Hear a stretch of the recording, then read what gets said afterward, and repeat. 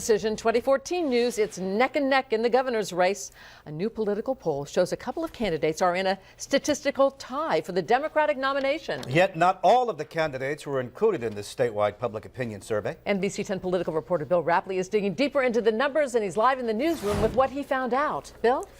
Well, Patrice and Jean, basically the poll says it's a wide open race. Now, as usual in Rhode Island, it was very difficult to find a representative sample of Republican voters, so the slight edge that Ken Block has over Alan Fung is not even as great as the margin of error, and the Democrats have no clear-cut favorite either. The separation of the top two candidates in the Democrat race is also within the margin of error, Raimondo holding a 3-point lead over Taveras.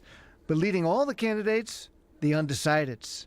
What's interesting about this poll is the very large number of undecided voters. Maybe the candidate left out of the survey will be able to collect some of those votes. Todd Giroux. It's a shame when the people of Main Street don't have a Main Street voice in the race.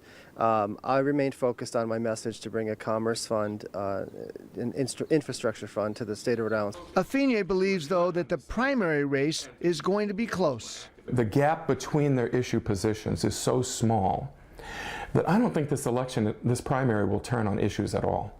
I don't think issues and position statements and policies will be what determine who wins this Democratic primary. He says the winner will benefit from campaign organization and endorsements that bring out primary voters. But he sees in this poll also a signal about the general election in November.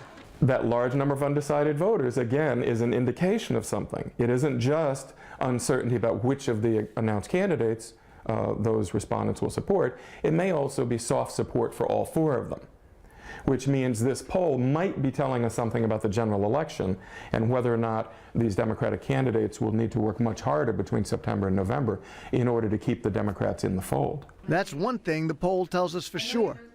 There's going to be a lot of politicking between now and primary day. Bill Rappleye, NBC 10 News.